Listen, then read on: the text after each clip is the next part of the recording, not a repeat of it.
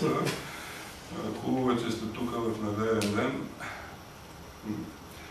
За мен също е чест и много голяма отговорност и днес особено много голямо предизвикателство да съм пред вас, защото темата първо като транспортни пазари, разбрах, че това е дисциплина при вас, която учи, действително си заслужава усилието и който го е направил, както вие сте го направили, ще се постарая да ви бъде възможно най-интересно и да научите най-много неща.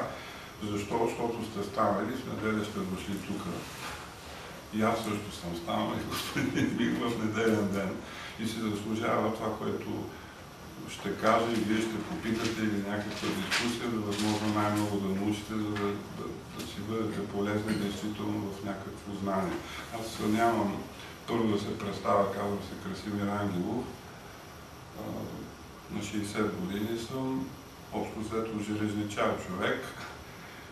Работил съм на млади години счетоводство, снабдител, фотография, но общо взето 30 години в БДЖ. Като позициите, които съм заемал и работите, които съм работил в железниците, се започват от общ работник в ЖП завод, минават през маневрен стрелочник, технолог, ръководител движение в гари. Работил съм доста по провинцията, основно в една гара Тулово след Казанлък и в гари Илиевци тук. И от 1989 година есента в Генерална дирекция Централно управление на БДЖ.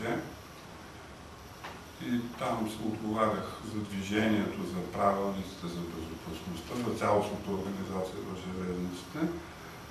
И от 1992 година до 2012 година за европейски проекти, стратегии и всякакви такива неща, свързани с маркетинг и с пазари. И общо взето, после, поради здравословни причини и други причини, разбира се, те са съчетани, се наложи да напусна, но продължавам да работя по най-различни европейски проекти, доколкото силите и здравето ми го позволяват. Това, което от 2012 година до сега работя, е свързано, пак казвам, пак с европейски проекти, свързани с транспорта, основно с железниците, с компетентностните модели във връзка с длъжностни характеристики. Те са също много интересни. Аз идвам от, все да кажа, от улицата, от практиката, в смисъл идвам от неща от самата железница. И моля ви, не се очудвайте, че ако 80% от моите приказки ще говоря за железницата, но после ще разберете защо толкова много държа. Не защото само съм работил. Тя е изключително, нали, в момента подложена на подигравки, на недобри оценки, обаче пък си е най-пазарният субект от всички, които могат да съществуват и това е една от причините да насоча вниманието ви към железницата. Аз съм човек, който идва от практиката. Разбира се, имам известен стаж като преподавател. Основно съм преподавал в ВТУ-то, транспортното училище Тодор Карлишков, правилници, експлоатационни, т.е. неща по-чисто железничарски. В последните 10 години ми се налагаше доста да си преподавам на собствените работници във връзка с различни европейски проекти. Няма по никакъв начин, ще се помъча да бъда най-непринуден спрямо вас. Предлагам, обикновено, кога искате да задавате въпроси. Ако ви задам този въпрос, кога искате да накрая, като свърши всичкото това или след всяка точка, аз знам какво ще ви отговорите, но все пак имате ли някакви претенции след всяка точка, ако искате да спирам, за да може да попитате или накрая? Не ми отговаряйте. Повечето казват накрая, защото по-така лежерно си седат, докато когато накарам след всяка точка, ако имате въпроси, казвайте, обикновено после задържа съзнанието, получавате по-качествено знание, ако след всяка точка се организирате да питате, преподавателят получава по-добра обратна връзка, за да може да следи. Но може би друго е по-важно. Този начин на преподаване е, как да кажа, важен, защото това, което съм се постарал без никаква претенция, нали, за цялостност, е да последната седмица да подготвя материала по такъв начин, че да има някаква логическа последователност в точките. Тоест, те да върват що горе, доколкото е възможно последователно, за да и накрая ще може да видите връзката между първа, трета и 20-та точка. Примерно, това е важно. Това го имам и съм го научил този начин на не на толкова на преподаване, колкото на учене, защото човек се учи цял живот, докато е жив. Го научих от Алфред Маршал. Алфред Маршал е автора на принципите на икономикса, или той е един от класиците на микроекономикса и на маргинализма, който в неговата книга "Принципи на микроекономиката" беше написал в началото, аз останах втрещен направо, казва, когато четете моята книга, в случая като слушате лекцията, нали, казва, в някой момент, като кажа следователно, нали, че има някаква връзка между, спрете се и се замислете. Виждате ли ясно връзката? Виждате ли защо от това следва това от А, Б, от Б, С и че А плюс Б е равно на С? И ако я виждате, продължавайте напред. Ама ако не я виждате, спрете се. В случая задайте въпроса. А там пише така, спрете се, прочетете го наново в книгата. Ако пак не виждате връзката при повторно четене, означава, казва, че има три възможни варианта. Или словослагателът да е сбъркал буквите, като ги е нареждал там да печатат книгите, което казва малко вероятно, защото съм платил на еди кои си да проверят да редактират книгата. Втората причина е аз да не разбирам. Т.е. автора да не разбира това, което е писал. Казва, това също не е невъзможно, но е по-малко вероятно, отколкото вие да не го разбирате.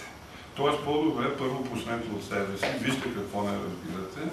Не казвам, че знам всичко, обаче просто ако нещо действително не е ясно, аз ще се спирам след всяка точка. Те не са чак толкова и сложни, но е важно да се види взаимовръзките. Едно от нещата, за които много ще говоря, ще се опитам да акцентувам, са взаимовръзките между различните елементи, защото когато се говори за пазари, няма какво да... Това е основна тема и особено в бъдещето също е връзката между различните пазари. Няма да давам дефиниция на пазар. По-скоро ще обърна внимание, т.е. замисли се дали трябва да ви дам дефиниция за пазар като системно състояние, голяма система, търсене, предлагане, конкуренция. Обаче се сетих нещо друго. Предполагам, че всички познавате женския пазар. Или някакъв друг пазар, там няма значение в кое. Като отидете на женския пазар, сега вече няма такава тарапана, друг въпрос защо, но като се каже пазар, общо взето в най-простия се някаква тарапана хора. Едни продават, други купуват, много хора. Така нещо заедно правят. Това е много важно, защото искам да акцентувам още от сега на него, защото обикновено като се каже пазар, повечето се разбира за конкуренция при предлагането. Т.е. много сергии, всеки продава какво ли не. Но забележете пазара, от другата страна трябва да има конкуренция. Т.е. да има достатъчно търсене. Да има хора. И когато те се съберат на едно място в пространството и времето, се получава, но това е едно по-скоро метафизично определение на пазара. По-интересното е, че на този пазар се продават круши, домати, обувки там, знаете какви. Това е пазар на продуктите, но има и пазар на услугите. Веднага там има и браснари, обущари и всякакви други хора. Това, което, т.е. имаме пазари на продуктите и пазари на услугите. Пазарите на услугите са малко по-сложни, така да го кажем, защото те не могат да се складират услугите. Тоест, бананите, макар и многотрайни, могат все пак да изправят един-два дена. Услугата е нещо, което веднага се предлага и трябва, т.е. веднага се консумира, постига и веднага. В тази цялата работа, както виждате, няма къде под нашия транспортни, тези хора, ако по някакъв начин са отишли до този пазар, значи там нещо може да мислим, че има и транспортен пазар. Но запомнете, това ще обърна внимание сигурно 20 пъти днес, че там на някаква сергия може да има един, който виждате, че си яде черешите. Този, който продава черешите, всъщност ги яде. Лично потребление извършва. И точно тук се пита във въпроса, този човек е отишъл там, а може и да не е отишъл на пазара, може да си ги яде в къщи черешки, това се счита за лично потребление. Това не е пазар. Пазар е, когато имаш взаимоотношение, когато ще го продаваш на някъде. По същия начин, транспортния пазар, хората, които отиват на женския пазар, може да отиват с личните си автомобили, може да отиват пеша, което не е транспортен пазар, което е някакво, или пешком, някакво движение пешком, или някакво превозно средство, което вие само си карате или велосипед, това не е транспортен пазар. Но самия факт, че транспортният пазар свързва местата в пространството, означава, че той също е пазар на услугите и той е възможно най-сложният пазар на услугите, защото дава тази връзка. Естествено, пазара се характеризира с конкуренциите, всичките тези неща. Няма да ги повтарям. Малко или много мисля, че господин Минков ще говори за тях повече. Аз нарочно обръщам внимание на този аспект.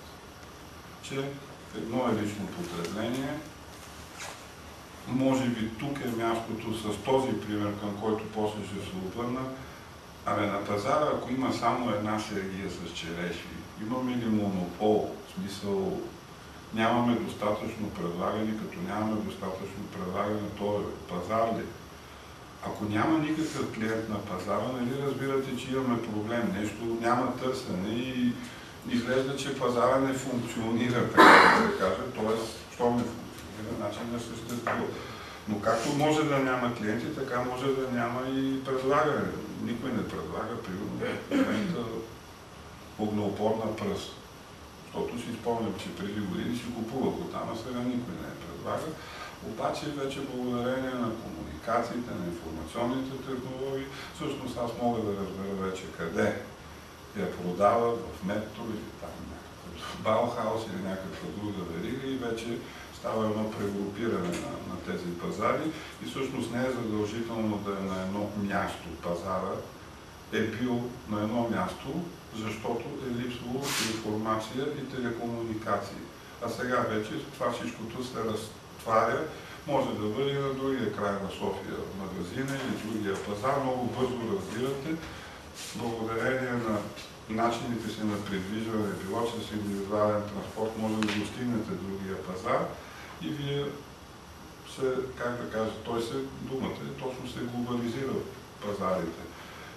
Ще завърша тази точка с какво е транспорт, физическо придвижване на хора или някакви материални ценности. В този смисъл обаче думата съобщение, значи сега нашите обичат да говоря за думата комуникации или телекомуникации. Съобщенията в смисъл на телефонни разговори, на предаване на информация са точно класическата българска дума и съобщение, има съобщителни пазари. Тоест тук на едно място накрая съм писал телекомуникационни пазари, но всъщност правилната стара хубава българска дума е съобщителни пазари, но не се употребява просто. Или както се казва, железницата, автомобилният транспорт е част от съобщенията, съобщенията в най-общ смисъл на думата, в по-тясен смисъл, телефони, примерно свързочни. Сега вече интернета може да го сложите, защото всъщност е пренасене на информация. А точно това е. Щом имаме пренос на нещо, това означава съобщение, това означава при материален носител, означава, че т.е. материален обект на преноса, означава, че имаме транспортен пазар.